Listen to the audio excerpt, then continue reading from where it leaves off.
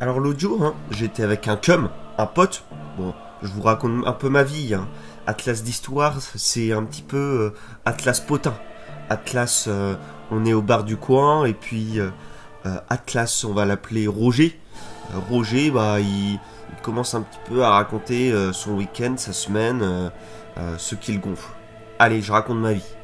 Donc, moi, j'étais Atlas, j'étais avec un collègue, on débattait, on discutait. Et puis il m'apprenait pas mal de choses théologiques, notamment chrétiennes.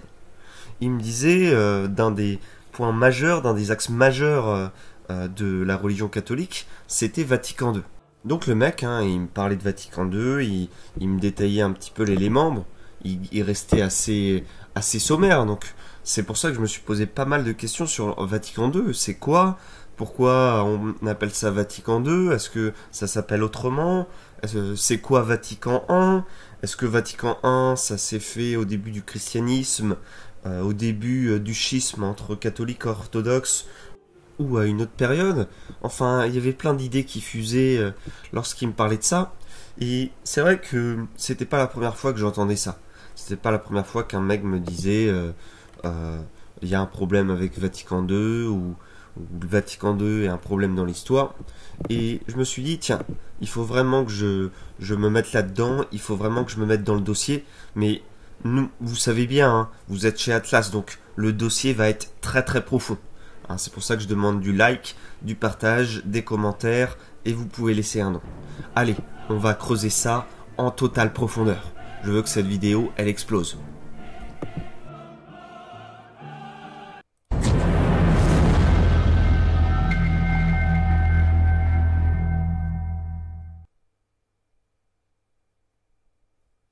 Bon alors, pour que ça soit clair, ici on va aller au plus clair possible.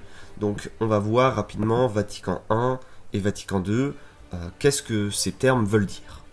Alors, Vatican I et Vatican II, alors en fait on les appelle Concile Vatican I et Concile Vatican II, s'appelle également donc le premier concile œcuménique du Vatican, ainsi que le deuxième concile œcuménique du Vatican. Donc pour que vous compreniez un petit peu la trame de cet épisode, de cette vidéo, eh bien ce qui s'est passé, c'est que je me suis renseigné sur Vatican II, ce qui m'a poussé à me renseigner sur Vatican I. Donc on va d'abord voir Vatican I rapidement. Si vous voulez une vidéo complète sur Vatican I, vous me le dites, mais on va voir d'où ça vient. Alors, donc le premier concile œcuménique du Vatican, contrairement à ce que vous pouvez croire, n'est pas le premier concile œcuménique, c'est le 20e. Ce concile donc se déroule entre le 8 décembre 1869 et le 20 octobre 1870, sous la convocation du pape Pie IX. Le concile est brutalement interrompu par l'invasion de Rome par les troupes italiennes et suspendu sans jamais être officiellement repris. Donc pour vous expliquer un petit peu de contexte, en fait Rome à cette époque, en 1869, est dirigée par la France, le territoire pontifical est dirigé par la France, et dû à la guerre franco-prussienne, toutes les troupes sont rapatriées en France pour la guerre, et du coup donc Rome est totalement à la merci de l'Italie qui est en train de s'unifier. Donc il y a deux grandes constitutions dogmatiques qui sont promulguées, Dei Fius, qui affirme que la foi est supérieure à la raison, tout en précisant qu'elles se soutiennent mutuellement sans se contredire, Pastor Aeternus, qui établit la doctrine de l'infaillibilité pontificale. Le concile s'inscrit dans un contexte politique et social hyper troublé, c'est la galère. En Italie, il y a le Risorgimento qui est en marche, avec l'unification italienne et la disparition des États pontificaux, qui soulèvent ce qu'on va appeler plus tard la question romaine. À l'échelle internationale, le monde est secoué par des événements comme la guerre franco-prussienne dont je vous ai parlé. Sur le plan religieux, l'écuménicité du concile n'est pas reconnue par les églises orientales. Lorsque le concile s'ouvre, Rome est toujours sous la protection militaire de Napoléon III, même si depuis 1861, le pape a déjà perdu le contrôle de presque tous ses territoires temporels. Le projet d'un nouveau concile est évoqué pour la première fois par Pie IX en 1864, lors d'une session du Sacrée Congrégation des Rites. Voilà un petit peu, donc le concile ouvre solennellement le 8 décembre, sur environ 1000 évêques invités, près des 3/4 sont présents. Dès le début, deux camps se dessinent, il y a une majorité infaillibiliste favorable à la définition de l'infaillibilité pontificale avec des figures comme le cardinal Biot, ainsi que des évêques influents tels que Victor-Auguste Deschamps, Henri-Édouard Manning, Louis-Édouard Pie et la majorité des évêques italiens. Une minorité qui s'oppose à cette définition, composée notamment des cardinaux Rocher, Mathieu, Schwarzenberg, ainsi que des évêques comme Simor, Ketteler, Dupinloup, Darbois, Place et de nombreux prélats allemands et français. Les églises orientales catholiques se montrent également réservées. L'ensemble des évêques melkites sous la conduite de leur patriarche Grégoire II, ainsi que plusieurs évêques chaldéens, dont Joseph IV, rejoignent la minorité. Alors, la question à laquelle vous pouvez vous poser, pourquoi on convoque des évêques afin de débattre? Eh bien, on débat surtout de comment l'Église doit défendre ses idées contre les idées modernes et de l'autorité ultime du pape. Alors, certains vont me dire, bon, c'est quand même un peu court, un petit peu léger. Tu peux nous dire un petit peu les sujets de débat, un petit peu, pour qu'on comprenne pourquoi ils ont été convoqués? Eh bien, déjà, il y a la science qui explose, donc il y a de nouvelles découvertes comme celle de Darwin avec l'évolution des espèces et la géologie. Donc la Terre, selon certains, serait beaucoup plus vieille que ce que la Bible semblait dire, ce qui remet en question les lectures traditionnelles de la Bible. La science donne une explication naturelle à des choses que jusque-là on attribuait à Dieu. Il y a aussi le rationalisme, l'idée qu'on doit croire que ce que la raison prouve, qui devient la mode. La foi est vue par certains comme un reste du passé, presque comme de la superstition. Également, il y a le libéralisme politique qui avance. Il y a de plus en plus de pays qui se tournent vers des révolutions, comme 1848, et les gouvernements démocratiques où l'Église n'a plus de pouvoir direct. Hashtag France, on va dire ça comme ça. L'idée aussi de séparer l'Église et l'État progresse. La religion doit rester une affaire privée et non politique. Et ça embête un petit peu l'Église. Bah ouais, l'Église ne veut pas perdre les personnes qui croient, tout simplement. Les personnes qui ont la foi. Et également, donc, un des points majeurs, c'est que l'Église perd son pouvoir politique. L'Italie est en pleine unification avec Victor Emmanuel II qui veut créer un État italien moderne. Et pour ça, il faut prendre Rome et les territoires du pape. Donc, Rome, tu vas nous appartenir, tu vas arrêter d'appartenir à la France. Le pape Pie IX, qui jusque-là était aussi un souverain temporel, voit ses terres envahies et se retrouve presque prisonnier au Vatican. Bon, si vous voulez plus de détails, dites-le moi en commentaire. On passe au Vatican II et on va chercher à comprendre au sein du Vatican II, donc pourquoi cela fait autant polémique chez de nombreux chrétiens. Alors pour rappel, on va rappeler ce que c'est un conseil œcuménique. Donc c'est une grande réunion officielle de toute l'Église catholique où tous les évêques du monde sont invités pour débattre ensemble et décider sur des questions importantes de foi, de morale et d'organisation de l'Église. Alors le mot œcuménique vient du grec ancien œkuméné qui veut dire le monde habité. Donc ça veut dire que ça concerne l'Église dans le monde entier. Alors pour notre célèbre, notre adoré pour certains ou détesté Vatican II, d'où ça vient? Alors il va y avoir Jean XXIII qui devient pape le 28 octobre 1958. Après 4 jours après son élection, sans avoir étudié les projets de concile des papes précédents, il confie à son secrétaire son idée de convoquer un concile œcuménique. Il est préoccupé notamment par la baisse du nombre de prêtres depuis 1942, un signe visible du recul plus large de la foi. Le 25 janvier 59, sans prévenir, il va annoncer son intention.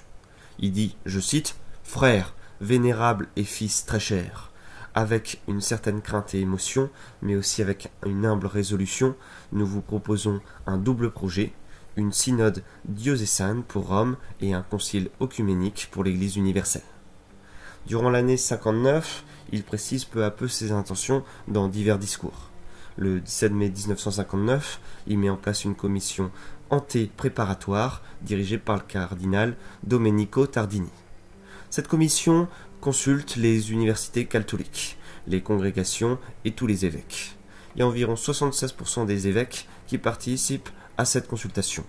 Les principales attentes sont les suivantes. Mieux définir le rôle des évêques, clarifier le rôle des laïcs et celui de l'action catholique. Également condamner certaines idéologies modernes, le marxisme, l'existentialisme et le relativisme moral. On se retrouve ensuite, après un an plus tard, à la Pentecôte. Il y a la préparation officielle qui commence. Il y a 10 commissions spécialisées qui sont créées, majoritairement dirigées par des membres de la curie romaine. Il y a aussi des secrétariats, notamment pour l'unité des chrétiens, et également, pour finir, une commission centrale présidée par Jean XXIII lui-même, qui coordonne donc l'ensemble. En tout, 70 projets de texte sont produits pour servir de base aux discussions. Cependant, ce matériel est immense mais désordonné. Le cardinal Giovanni Battista Montini dira que tout ce travail aurait mérité une meilleure organisation autour d'une idée centrale qui est forte. Par la suite, il y a l'étape suivante, l'annonce du concile œcuménique. Donc Jean XXIII va annoncer formellement la tenue du concile par la bulle Humain Salutis le 25 décembre 1961. Il fixe l'ouverture de la première session le 11 octobre 1962. À l'été 1962, il choisit 7 premiers textes qui seront discutés en priorité. Cependant, les évêques hollandais examinent donc ces projets et publient des commentaires critiques anonymes, et certains experts, comme des théologiens, dénoncent le manque de débat réel et l'influence excessive de la curie dans la phase préparatoire. Donc là, on voit que le cum est déter, il est déterminé, et en fait, on comprend mieux pourquoi Vatican II, le concile œcuménique numéro 2 du Vatican, se déploie. En fait, ça se déploie dû à une remarque qui se fait depuis 1942, où il y a une baisse qui est de plus en plus forte du christianisme en Europe, et même à travers le monde. Cette baisse drastique des croyants et des prêtres amène le pape à considérer que le concile est un besoin qui est vital pour redresser l'Église catholique. Donc ça, on ne le dit pas. Quand on parle de Vatican II, généralement de manière négative, eh bien on ne référence quasiment jamais 1942 avec une baisse drastique des prêtres et des croyants. Donc ce concile, faut le dire, est un événement mondial. Il y a 2908 pères conciliaires qui sont convoqués pour le concile, dont 2540 participants à la session d'ouverture constituant le plus grand rassemblement de l'histoire des conciles catholiques. Il y a le concile des 30 en comparaison qui n'avait réussi à réunir que 60 à 300 participants, quasiment que des Italiens. Les périti conseillent les évêques sans droit de vote, donc ce sont des experts théologiques. Parmi eux, il y a Joseph Ratzinger et Hans Küng. Voilà, donc ça va être le futur Benoît XVI, Joseph Ratzinger. Les périti nommés par le pape voient leur influence grandir au fur et à mesure des travaux. 53 observateurs chrétiens non catholiques représentent 17 églises qui assistent à la première session sans pouvoir intervenir. Voilà. Et des laïcs auditeurs qui sont également sans droit de parole ni de vote qui rejoignent les travaux à partir de la deuxième session. Leur nombre va augmenter jusqu'à 40. Tout le monde est intéressé. Tout le monde, ça parle à tout le monde. Qu'on soit catholique, croyant, théologien, tout ce que vous voulez, ça intéresse tout le monde. Alors on pourrait croire que tout se passe dans le meilleur des mondes, on est dans le monde des bisounours, mais pas du tout. Il y a une énorme tension, une tension théologique. Une tension oppose l'assemblée conciliaire contre la curie romaine. Il y a en gros 2 groupes d'évêques qui vont se former, 2 clans. La majorité ouverte au dialogue avec le monde moderne prône la liberté théologique, un rôle accru des laïcs et un style de gouvernement plus évangélique. Ces leaders sont notamment Lercasso, Swerens, Dauphener. La majorité rassemble 80% des évêques et bénéficie du soutien moral de Jean XXIII.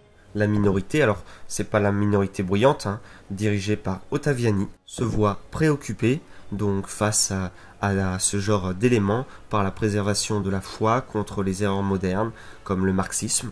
La minorité se regroupe au sein de Quietus Internationalis Patrum et est parfois accusée d'obstruction dans les débats. Pour préserver l'unité, de nombreux textes de concile adoptent des formules de compromis souvent ambiguës. Alors, le concile, il se passe de camp à camp, pour ceux qui ont retenu un petit peu depuis le début. Je vous laisse un peu réfléchir. Donc le concile se passe de 62 à 65. Et pendant 3 ans, donc, ils seront pas là non-stop.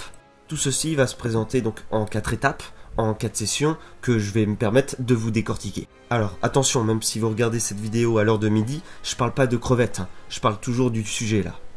Donc la première session du concile se déroule entre le 11 octobre et le 8 décembre 1962.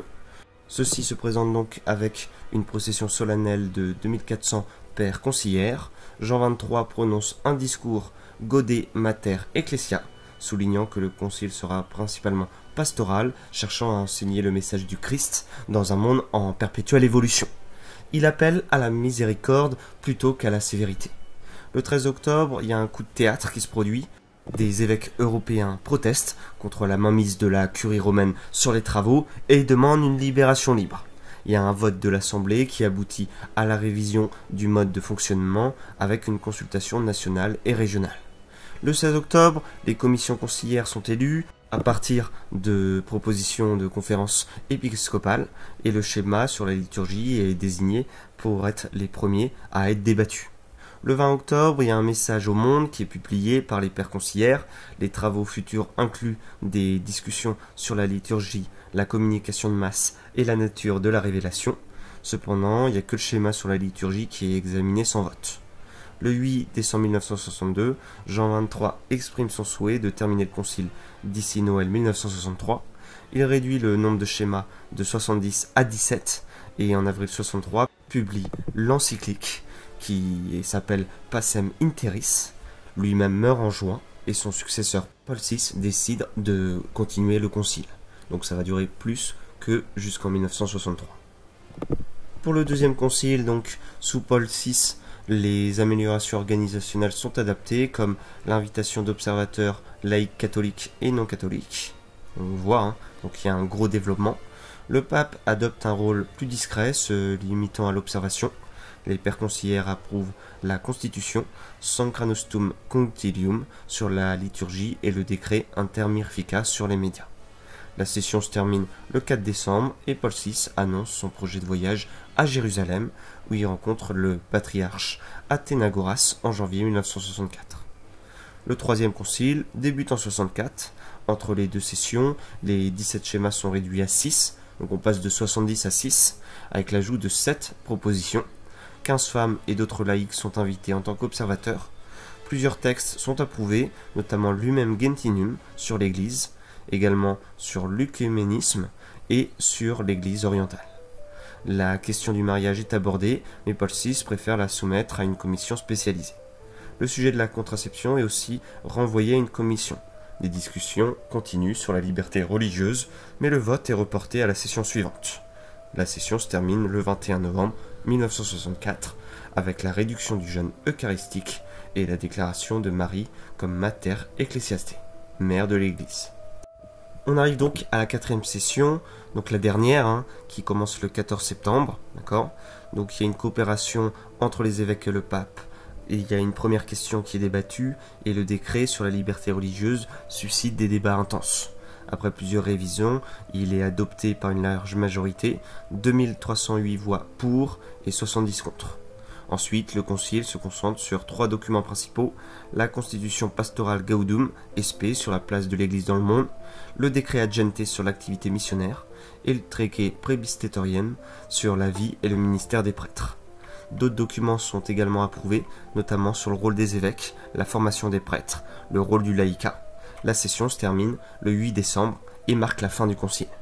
Alors maintenant, les cums, on va répondre à la question dont vous vous posez tous. Est-ce que le concile Vatican II, c'était un truc ultra mauvais, ultra bad Est-ce que ça mérite toutes les critiques que ça a? Ou bien est-ce que, au contraire, le concile Vatican II a sauvé Rome? Tout simplement, on va y répondre. Donc ce concile a suscité des réactions très contrastées et parfois très vives au sein de l'Église catholique. Et certains l'ont effectivement perçu comme une hérésie ou un danger pour la foi. Pour des conservateurs et traditionnels, les changements apportés par Vatican II, notamment ce qui concerne la liturgie, les relations avec les autres religions, la modernisation de l'Église, ont été perçus comme une rupture avec la tradition. Par exemple, la décision de célébrer la messe en langue vernaculaire au lieu du latin, ou l'orientation vers un dialogue œcuménique avec des protestants et autres religions, a été vue comme une dilution de l'identité catholique. Des critiques ont aussi été émises contre les documents sur la liberté religieuse et sur l'Église dans le monde moderne, jugés par certains comme trop conciliants envers le monde moderne et ses valeurs laïques, ce qui risquait, selon eux, de compromettre l'intégrité de la foi catholique. Pour ces personnes, le concile a contribué à une perte de repères, un affaiblissement de l'autorité papale et une confusion théologique. D'autres estiment que le concile a ouvert la voie à des abus et à des interprétations erronées de la part de certains clercs, conduisant à des dérives dans l'Église. Cependant, d'un autre côté, le Vatican a été salué comme une ouverture nécessaire et un renouveau de l'Église, dans un monde en perpétuelle évolution. permettant une meilleure communication avec le monde moderne, en particulier dans son approche de la liberté religieuse, du dialogue interreligieux et de la dignité humaine. Pour la plupart, Vatican II n'est ni nul ni une hérésie en soi, mais représente un moment de profonde transformation dans l'Église catholique, avec des aspects qui ont été perçus de manière radicalement différente selon les convictions et sensibilités des individus au sein de l'Église. Donc en fait là vous le voyez clairement, donc il y a une évolution d'une église et d'un prêche qui se passe en latin en une représentation qui se passe dans les langues locales afin d'attirer le plus grand nombre. Certains vont dire que donc du coup c'est une hérésie, ça va à l'encontre des traditions, mais les autres vont dire justement qu'on s'adapte aux individus à travers leur époque. Les gens ne vont pas à l'église et en plus passer donc 1 heure dans une langue que les gens n'ont pas appris va être un moment qui sera considéré comme non agréable pour les individus qui viennent essayer la messe. Pour rappel, nous sommes dans une ère de perpétuelle décroissance de l'Église catholique depuis le milieu du XXe siècle. Donc il y a des réformes révolutionnaires. À la manière qu'il existe des révolutions politiques, il va exister des révolutions spirituelles et théologiques, bien évidemment. Parmi donc les points de litige, donc il y a bien sûr l'introduction des langues vernaculaires dans la messe, les modifications du rite tridentin qui divisent les fidèles. Beaucoup estiment que ces changements facilitent la participation des laïcs, tandis que d'autres les ont perçus comme une perte de la sacralité et de la continuité liturgique. De plus, l'accent mis sur l'œcuménisme et le dialogue interreligieux a été source de tensions. Certains catholiques ont craint que ces initiatives n'affaiblissent l'identité et la doctrine de l'Église, tandis que d'autres y ont vu une ouverture nécessaire vers d'autres confessions et religions. La question de liberté religieuse abordée dans la déclaration Dignitatis Humanae a également été un sujet de débat. Certains ont estimé que cette position était en contradiction avec les enseignements antérieurs de l'Église sur l'intolérance religieuse. Bah ouais, c'est un énorme débat. Dans le monde, il y a énormément de religions, il y a énormément de religions qui sont non chrétiennes, et même dans les religions chrétiennes, il y a énormément de croyances. Certains parlent, on va dire, les gens connaissent les protestants, les catholiques et les orthodoxes, mais depuis le protestantisme, c'est pas un bloc compact, le protestantisme, il n'y a pas de représentants réels, c'est des blocs éparses, eh bien, il y a des milliers de sous-religions protestantes. Également, donc il y a des religions qui sont chrétiennes, non chrétiennes, et quel est le lien avec ces religions qui sont non chrétiennes? Quel est le lien avec d'autres religions qui ne prêchent pas les éléments de la chrétienté, qui vont aux antipodes? Eh bien certains le critiquent, certains disent qu'on est trop doux, on doit remettre en avant les croyances chrétiennes. Et Vatican II établit un schisme avec la représentation divine du Christ. Ces critiques ont alimenté des divisions au sein de l'Église, certains reprochant au Concile d'avoir ouvert la voie des dérives modernistes et à des dilutions de la foi traditionnelle. Certains estiment que les réformes ont contribué à l'effritement de la pratique religieuse et la sécularisation de la société. Cependant, il est important de noter que d'autres considèrent Vatican II comme une réponse nécessaire aux défis du monde moderne. Ça vise à rendre l'Église plus accessible, engagée dans le dialogue interreligieux. Donc on parle avec les autres religions, quitte à ce que certaines religions aillent en corrélation avec Jésus-Christ. L'appréciation du concile dépend largement des perspectives théologiques et doctrinales de chacun. Alors, avant de continuer donc la suite des événements, je vous invite à aimer, à partager, à commenter, vous pouvez laisser un don sur Tipeee. Donc le concile Vatican II a été un événement profondément transformateur pour l'Église catholique, marquant une époque de réformes audacieuses et de tensions internes. Si pour certains il a été perçu comme une rupture avec la tradition et une dérive vers le modernisme, générant des critiques virulentes de la part de groupes comme la Fraternité Saint-Pédis et d'autres traditionalistes. Cette fraternité donc est une société religieuse fondée par l'archevêque Marcel Lefebvre en 1970 en réaction à certaines réformes introduites par le Concile Vatican II. Elle est souvent perçue comme l'un des principaux groupes traditionalistes catholiques qui rejettent les réformes du Vatican II. Cette origine remonte à la crise suscitée par les changements importants de l'Église catholique après le Concile. Donc la Fraternité Saint-Pédis s'oppose à plusieurs éléments, l'opposition à la réforme liturgique, elle insiste sur l'importance de la messe tridentine, la messe traditionnelle en latin qu'elle considère comme une forme légitime de la liturgie, rejetant le novus ordo. D'accord ? Il y a également une ecclésiastie. Les points essentiels, donc la fraternité est également en désaccord avec l'ouverture œcuménique proposée par Vatican II.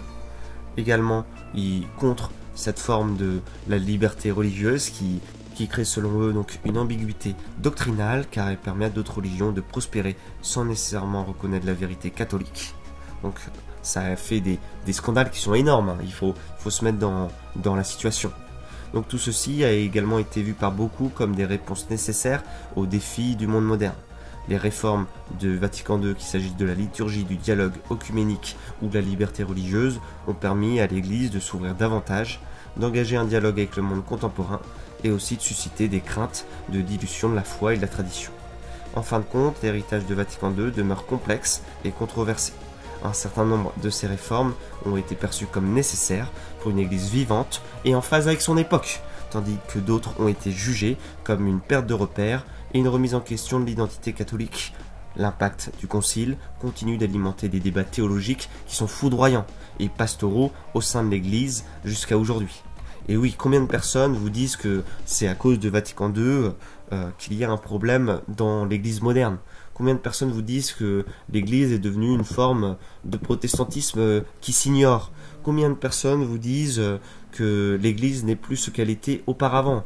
Enfin, il y a des réformes mondiales et globales qui sont révolutionnaires, on peut le dire, hein. Moi je peux le dire, Atlas, je le dis, hein. Voilà, je me permets de vous le dire, et je ne m'en cache pas. Donc voilà un petit peu pour le Vatican II, ça vous a permis de comprendre un peu plus sur cette histoire, d'où ça vient, pourquoi il y a eu Vatican II, qui est Vatican I, pourquoi il y a des détracteurs à Vatican II, enfin c'est un monde qui est énorme, c'est un monde qui est incroyable les amis. Et c'est pour ça qu'il faut développer l'histoire, il le faut. Bon, j'espère que cet épisode vous aura plu. S'il vous a plu, pensez à aimer, ça coûte rien. Pensez à partager à vos amis sur vos réseaux sociaux, sur Facebook, sur Twitter, sur Instagram. Partagez, n'ayez pas peur de partager, ça me fera plaisir. Pensez donc à aimer, partager, pensez à commenter aussi, j'aime bien vous répondre, j'aime bien discuter avec vous. Pensez aussi, vous pouvez me laisser un petit don, ça m'aidera et c'est pas beaucoup, hein. Et également, donc moi je vous invite à enregistrer des vidéos comme le font certains des abonnés. Donc on aime, on partage, on commente. Et moi je vous dis à bientôt pour une nouvelle vidéo. Allez, salut à tous!